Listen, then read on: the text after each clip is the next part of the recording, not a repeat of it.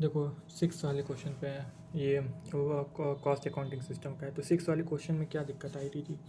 6 वाले क्वेश्चन में जैसे कि सबका तुम बना लोगे, ओपनिंग इक्वल टू क्लोजिंग है तो टैली होना तो चाहिए। तो परचेज जानते हो तुम्हारा, जैसे कि परचेज है तो परचेज़ किया तो सीएलसी में चला जाएगा, फिर वो सीएलसी अकाउंट में चला जाएगा। इशू टू प्रोडक्शन है तो यहाँ पे तुम डब्ल्यूआईपी में भेज दोगे, फिर फैक्ट्री ओवरहेड में चला जाएगा, फिर बिल्डिंग कंस्ट्रक्शन में चला जाएगा। फिर बिल्डिंग कंस्ट्रक्शन तो अब देखो issue of the building construction, ये मेन पॉइंट है। इशू हो रहा है तो building construction account debit to raw material control account. तो बिल्डिंग कंस्ट्रक्शन यहाँ पे चला जाएगा रॉ मटेरियल कंट्रोल अकाउंट के, और फिर building construction to raw material 4। फिर जैसे कि ग्रॉस पेड आता है इनडायरेक्ट और तो ग्रॉस पेड पहले तो तुम पे कर दोगे तो सीएलसी अकाउंट में, फिर उसके बाद फैक्ट्री, देखो यहाँ पे लिखा हुआ है कि फिर इनडायरेक्ट वेजेस और फिर बिल्डिंग कंस्ट्रक्शन। तो एक तो इनडायरेक्ट तो फैक्ट्री ओवरहेड में चला जाएगा, फिर एक बिल्डिंग कंस्ट्रक्शन में चला जाएगा कैपिटल में 10, फिर बिल्डिंग में चला जाएगा 10 के हिसाब से, और यहाँ पे देखो यहाँ पे 10 आ जाएगा, ये 40 नहीं है 10 है। फिर उसके बाद से क्या होता है वर्क ओवरहेड। तो वर्क ओवरहेड इनकर्ड हो रहा है तो यहाँ पे सीएलसी में चला जाएगा। ये सबका दो दो इफेक्ट दे देते हैं, देते रहना। फिर उसके बाद एब्जॉर्ब्ड इन बिल्डिंग कंस्ट्रक्शन और अंडर एब्जॉर्ब। तो एब्जॉर्ब्ड इन बिल्डिंग कंस्ट्रक्शन कितना है 20 है, और अंडर इतना है। तो एब्जॉर्ब्ड क्या होता है, एब्जॉर्ब बिल्डिंग कंस्ट्रक्शन मतलब फैक्ट डब्ल्यूआईपी पे ही एब्जॉर्ब होता है ना, लेकिन यहाँ पे लिख रहा है कि जो एब्जॉर्ब हुआ है वो बिल्डिंग कंस्ट्रक्शन पे हुआ है। तो यहाँ पे ध्यान देना, यहाँ पे बिल्डिंग कंस्ट्रक्शन लिखोगे, सॉरी यहाँ पे ध्यान देना, यहाँ पे बिल्डिंग कंस्ट्रक्शन लिखोगे, बिल्डिंग में जाएगा 20, और अंडर एब्जॉर्ब हो रहा है कितना 8 क्या है अंडर एब्जॉर्ब है, कुछ नहीं बताया है तो क्या लिखें। देखो ये, देखो दो चीज़ देखना, एक तो ओपनिंग दिया है कि नहीं, प्लस टाइम 1 मंथ से 1 ईयर से लेस देना है। तब ओपनिंग दिया है 1 मंथ से लेस देन तब सीडी लगाना या बीडी लगाना, नहीं दिया है तो कॉस्टिंग पीएनएल अकाउंट में ही डाल देना। तो इसको तुम ना क्या करोगे, कॉस्टिंग पीएनएल में चला जाएगा, फिर ये कॉस्टिंग पीएनएल में चला जाएगा। डबल इफेक्ट देना, तुम किसी किसी का सिंगल इफेक्ट दी हो, देखो यहाँ से जैसे मिस कर दिए थे, डबल इफेक्ट देना इसका मिस कर दिए थे। क्योंकि सीएलसी क्यों की हो यहाँ पे, क्योंकि यहाँ पे लिख रहा है कि बिल्डिंग कंस्ट्रक्शन वास क्या होता है कंप्लीटेड, तो कंप्लीटेड हो गया तो इसको तो सीएलसी, तो इसका डबल इफेक्ट तुम देना भूल गए थे, सीएलसी में नहीं डाले थे तुम इसको। दूसरा इफेक्ट यहाँ पे डबल इफेक्ट नहीं दिए थे तुम, इसका कॉस्टिंग पीएनएल का तुम डबल इफेक्ट नहीं दिए थे, कॉस्टिंग पीएनएल में डाले ही नहीं थे। फिर उसके बाद क्या होता है रॉयल्टी, यहाँ पे आ रहा है रॉयल्टी रिलेटेड टू प्रोडक्शन लिख रहा है, तो तुम इसको ना डायरेक्ट मानोगे और तुम इसको डब्ल्यूआईपी में लिख करके चले जाओगे, मतलब ये एब्जॉर्ब हो जाएगा डब्ल्यूआईपी से। तो ये देख लेना इसको, ठीक है, डब्ल्यूआईपी से ये एब्जॉर्ब हो जाएगा। फिर उसके बाद से तुम्हारा क्या हो रहा है, सेलिंग एंड डिस्ट्रीब्यूशन ओवरहेड क्या हो रहा है 25, तो ये इनकर हुआ 25 और ये एब्जॉर्ब हो जाएगा कॉस्ट ऑफ सेल्स पे। फिर उसके बाद क्या लग रहा है end of the month the cost of raw material, मतलब कि क्लोजिंग स्टॉक दे रहा है, cost of stock material and WIP, तो 55 और 25। फिर उसके बाद ये बोल रहा है अगर कोई loss arising in the raw material is treated as factory overhead, अगर कुछ कम बेसी हो रहा है तो वो फैक्ट्री ओवरहेड ट्रीटेड किया जाएगा। तो यहाँ पे 5 ट्रीटेड किया जाएगा फैक्ट्री ओवरहेड, और ये 5 यहाँ पे आ जाएगा, ठीक है। और फिर उसका बैलेंसिंग फिगर, अब देखो बैलेंसिंग फिगर क्या लोगे कि यार बैलेंसिंग फिगर क्या, अब इस साइड क्या आता है फैक्ट्री ओवरहेड के एब्जॉर्व करते हैं, डब्ल्यूआईपी नहीं आया तो वो डब्ल्यूआईपी आ जाएगा। तो देखो यहाँ पे पहले ये सेकंड डब्ल्यूआईपी में तुम चला गया, पहले इसको क्लोज करोगे, फिर इसको भी पहले ही क्लोज करोगे कि ये जो डब्ल्यूआईपी में चला जाएगा, उसके बाद डब्ल्यूआईपी का कंट्रोल अकाउंट क्लोज करोगे। फिर यहाँ पे लिख रहा है कि ग्रॉस प्रॉफिट मार्जिन क्या है 20, और ग्रॉस प्रॉफिट में लिख रहा है तो मतलब कि CO goods cost of goods sold है। अगर नेट मार्जिन लिख ले रहा था तो cost of sales, net margin मतलब कॉस्ट ऑफ सेल्स रहता, तो कॉस्ट ऑफ गुड्स सोल्ड तो मतलब सेल का तुम 20%, मतलब 80% उसका, 80% कहाँ जाएगा उसका, 80% तुम्हारा building under, sorry gross profit area, cost of goods sold कहाँ पे आता है, cost of goods sold finish goods के कंट्रोल अकाउंट में आता है। तो ये यहाँ पे चला जाएगा। उसके बाद सब चीज़ें सॉर्टेड है, तुम कर लोगे। देखो यहाँ पे मिस किया तो वो 8 वाला इफ़ेक्ट देना, ये 8 वाला। तो भाई ये मिस मत करना, चीज़ें डबल इफ़ेक्ट दे करके करोगे तो हो जाएगा, बाकी हो जाएगा तुमसे। सब चीज़ तो बता ही दी है। देखो इसमें लिख रहा है ना कि जितना हमने चार्ज किया उतना इनकर्ड भी तो हुआ होगा। तो मतलब ना कि जैसे कि factory overhead allocated to WIP में चला गया, working progress process control account में, तो वो इनकर भी तो हुआ होगा, तो टू CLC भी आएगा यहाँ पे। देखो फैक्ट्री ओवर है तो 136350 CLC में भी डाला है। ऐसे यहाँ पे भी हुआ है कि जो डायरेक्ट वेजेस क्या होता है एलोकेटेड टू वर्किंग प्रोग्रेस, तो डायरेक्ट वेजेस वाला भी WIP कंट्रोल अकाउंट में भेज दिया गया है, लेकिन वो CLC में तो चार्ज इनकर्ड हुआ होगा, तो डायरेक्ट वेजेस में भी आएगा। तो डायरेक्ट वेजेस कहाँ है,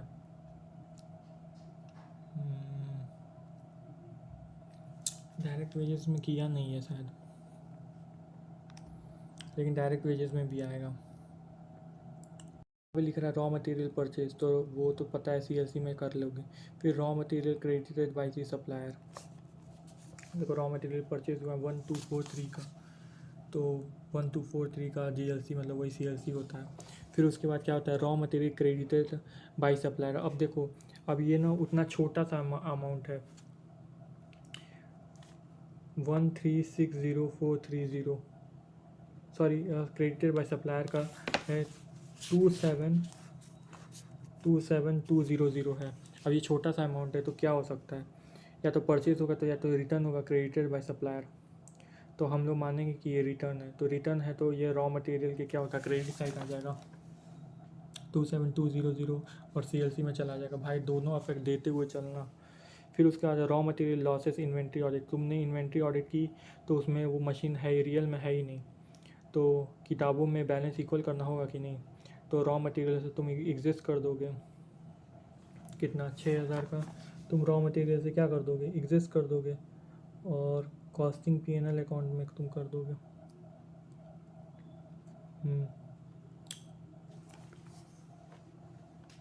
कॉस्टिंग P&L अकाउंट में working progress rejected with no scrap value, working progress rejected W with no scrap value, तो WIP से क्या हो जाएगा, यहाँ पे रॉ मटेरियल इशूड हुआ है, आप काम होने भी शुरू हो गया है, कुछ डिफेक्टिव बन गया तो उसे याद डालो, उसे यहाँ डालो। वर्किंग प्रोग्रेस स्टार्ट भी हो गया है, फिर यहाँ पे रॉ मटेरियल इशूड भी हुआ तो उसमें काम भी होना शुरू, कुछ डिफेक्टिव हो गया तो कहाँ डालें, तो उसको उसमें P&L में डालोगे तो WIP से एग्जिस्ट हो जाएगा और P&L में चला जाएगा 12300 मेरे ख्याल से 12300 ही है। फिर customer return at cost, customer return किया है फिनिश गुड्स को, फिनिश गुड्स कहाँ कहाँ जाता है, फिनिश गुड्स क्रेडिट होता था COC में, लेकिन अब क्या हो जाएगा डेबिट हो जाएगा, और फिर उसका डबल इफेक्ट दे दोगे तुम।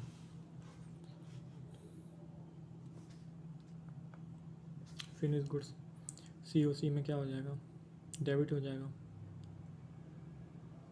नहीं फिनिश गुड्स क्या होता है COC फिनिश गुड्स में डेबिट हो जाएगा ना। 45900 देखो 45900 यहाँ पे GLC में भेज दिया है इसको, लेकिन इसको तो कॉस्ट ऑफ सेल्स में भेजना चाहिए था। अभी फिर वो कॉस्ट ऑफ सेल्स तो जाता तो GLC में, तो ऐसा कर सकते हो कॉस्ट ऑफ सेल्स अकाउंट बना सकते हो। अब आता है क्वेश्चन नंबर 9। क्वेश्चन नंबर 9 में इसमें दिक्कत थी, तो ये तो रिजॉल्व हो गई है कि पहले इंटीग्रेटेड है तो पहले तो कैश अकाउंट में 2 होगा, फिर उसके बाद से अलग अलग में बढ़ जाएगा, एक तो चला जाएगा तो फैक्ट्री ओवरहेड में, एक चला जाएगा WIP में। फिर क्या होता है मटेरियल फॉर रिपेयर्स, ये भी फैक्ट्री ओवरहेड है, तो मटेरियल तो मतलब कि एक तरीके से इशूड होगा फैक्ट्री ओवरहेड में, देख लेते हैं उसको।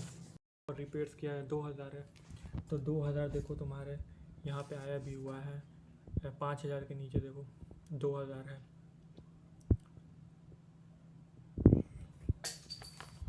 Sorry, material for repairs.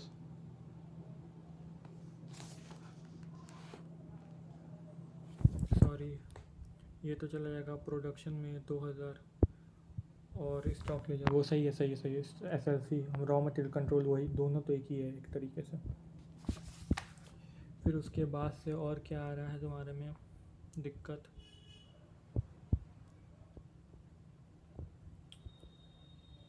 जैसे कि पेमेंट टू द डेटर, ये क्या होता है? जैसे goods purchase during the year है तो VIP से एग्जिस्ट होगा, फिनिश गुड्स में एंट्री होगा, देख लेना इसको। वैसे ये कॉमन है, कर सकते हैं इसको। जैसे कॉस्ट ऑफ गुड्स सोल्ड है तो cost of goods sold finish goods से क्रेडिट जाता है और COC में एग्जिस्ट लेता है फिनिश गुड्स से और COC में डेबिट होता है। वैसे पेमेंट टू द डेटर, तो debtor account debit. Payment of debtor मतलब कि पैसा आया है तो bank account debit to debtor हो जाएगा। तो डेटर बैंक अकाउंट डेबिट, देखो 290 वही है, 290,000 वही है। फिर प्रीपेड रेंट, देखो यहाँ पे दिक्कत होती है, prepaid rent included in the factory overhead.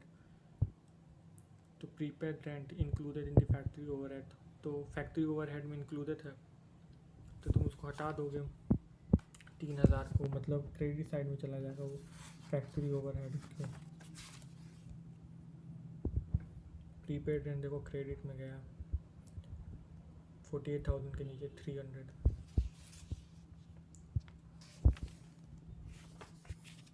और प्रीपेड रेंट का अकाउंट भी क्लोज हो जाएगा। तो प्रीपेड रेंट 300 और फिर बैलेंस शीट आ जाएगा बस।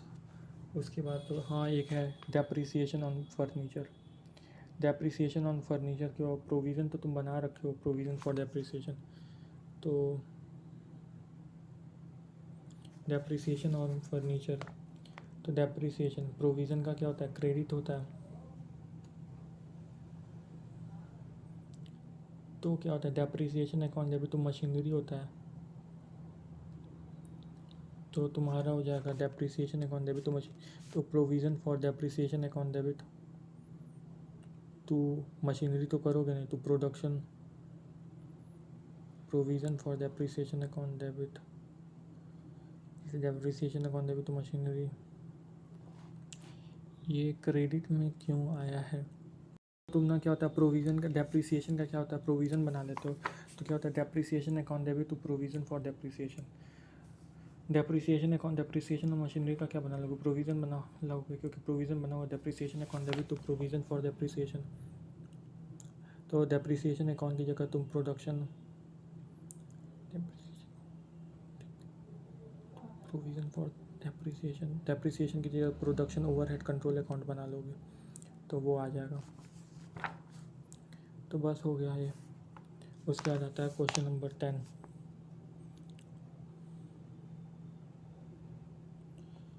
देखो यार, ये है prepaid for the production overhead bought from the previous month. तो प्रोडक्शन ओवरहेड मतलब फैक्ट्री ओवरहेड एक तरीके से।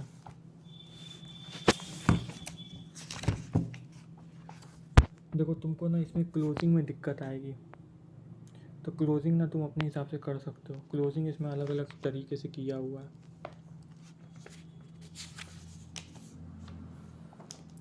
देखो यहाँ पे है जैसे कि प्रोडक्शन ओवरहेड, तो टू बैलेंस BD दे रखा है प्रीपेड अमाउंट 3000।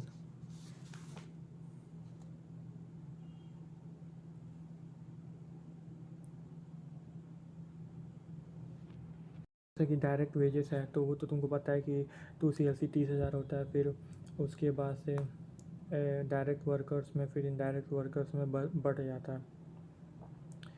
तो यहाँ पे वेजेस तो है नहीं, पहली बात वेजेस अकाउंट बना नहीं है। देखो यहाँ पे वेजेस अकाउंट बना है, देखो 25,000 और 5,000 जो तुमने पेड किया है, लेकिन ना यहाँ पे सेकेंड लाइन भी वो तुम्हारी ऊपर से कनेक्टेड है। Direct wages charge to batches 20,000, तो 20,000 ना जो direct wages charge to batches हुआ है। चार्ज टू बैचेस मतलब कि WIP कंट्रोल अकाउंट में चार्ज हुआ है। WIP कंट्रोल अकाउंट में वो चार्ज हुआ है, क्योंकि तुम ना कुछ भी नहीं करना, तुम्हें बैच अकाउंट कॉस्टिंग सिस्टम बनाना है। विच ऑपरेटर बैक फुल्ली इंटीग्रेटेड। तो तुम क्या होता है, चार्ज तो बचे 20,000 तो उसमें हो गया, और जो 5,000 का है ना वो तुम्हारा एक तरीके से लॉस है। तो या तो नॉर्मल भी ले सकते हो या तो एब नॉर्मल भी ले सकते हो। तो इसमें ना साफ साफ क्या कर दिया है, या तो तुम नॉर्मल करके भी कर सकते हो। तो इसमें नॉर्मल किया है, फैक्ट्री ओवरहेड में ट्रांसफ़र कर दिया है 5,000। फिर उसके बाद क्या कर रहा है, लिख रहा है record of the non producting time of the direct worker 5,000। Non productive time of the direct worker is a production overhead. तो non productive time direct worker का क्या है, प्रोडक्शन ओवरहेड, इसीलिए WIP अकाउंट में नहीं चार्ज होगा। तो non productive wages क्या हो जाता है 5,000 वो, और प्रोडक्शन ओवरहेड कंट्रोल अकाउंट में चार्ज हो जाएगा। तो इसका डबल ट्रीटमेंट कर दोगे। तो यही इसमें मेन दिक्कत थी तुमको।